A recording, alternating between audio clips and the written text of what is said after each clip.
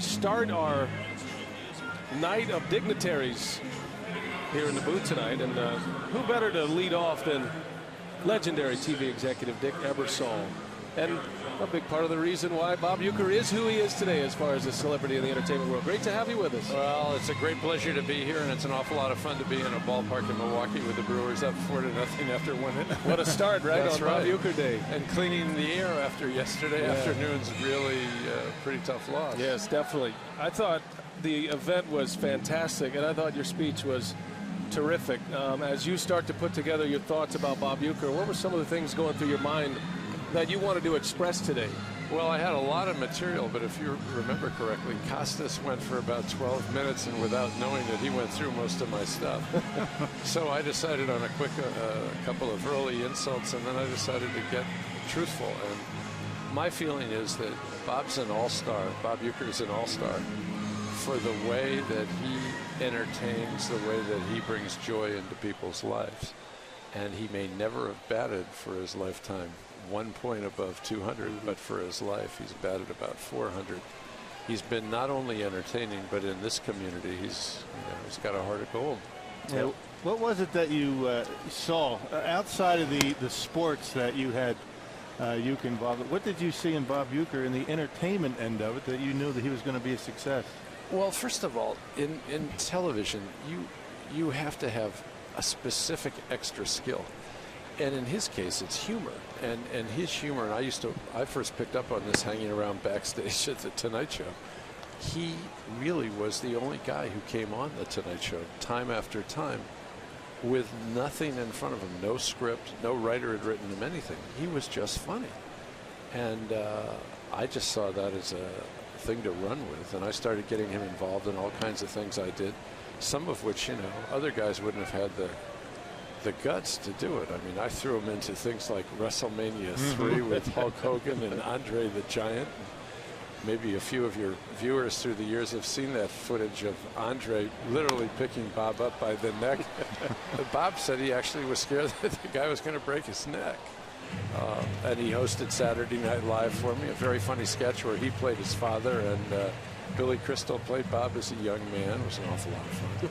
And he hosted Midnight Special, the rock and roll show, repeatedly for me. He still talks about when I took him down to Little Richard's dressing room and said, "You two are going to work together."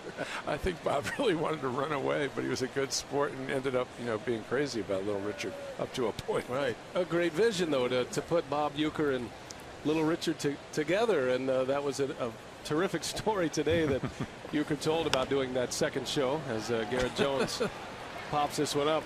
You actually inducted Bob into the Wrestling Hall of Fame. That's as right. a matter of fact. In fact, that was I quite think a moment. I pointed out today that it was probably touch and go what meant more, the statue or being inducted into the WWE Hall of Fame. One of the things that always strikes me that people don't know is the movie Major League, the very first movie, was all done. And they knew they were missing something. And all the stuff that Bob did, he did after the movie was done. He wasn't around when he made the movie, and all of that stuff. There was a script. He looked at the guys and said, "I don't do this stuff." He made up all of that stuff, and that's one of the best performances in a sports movie in all of motion picture history. Yeah, he tells the story. They looked at it and said, "This isn't baseball. This is the way I would do a game," and all of a sudden, all ad-libbing. And you think about what Uecker did in the entertainment business, and this all after a very successful radio career in baseball. It takes a lot of guts to throw yourself out like that, doesn't it? Absolutely. And, the thing that's really unbelievable about Bob is that he still is as fresh as he was 40 years ago with this material. By the way, the material sometimes never changes. He did about 15 minutes, wouldn't you say, at the end of the ceremony today? But his timing on each one of those jokes is so precise, so right on, that he had people who'd heard that stuff a million times before, dying of laughter. You should hear he and Costas right now on the air. I heard you guys yesterday saying, maybe in the second and third inning we ought to just pick up their audio. Feel free at any time to cut me off and put their audio on. Well, you're responsible for Dick Ebersol joining us here. Legendary television executive who revolutionized sports broadcasting especially, and certainly took Bob Uecker from a former player and a radio announcer to the entertainer that he is, as McKendry sends one foul down the line. Now, from a Milwaukee perspective, did you ever feel any sense that you could have been the guy that took Bob Uecker away from Milwaukee, but no, he remained here and no, he stayed true to Milwaukee? No, and you know one of the reasons why?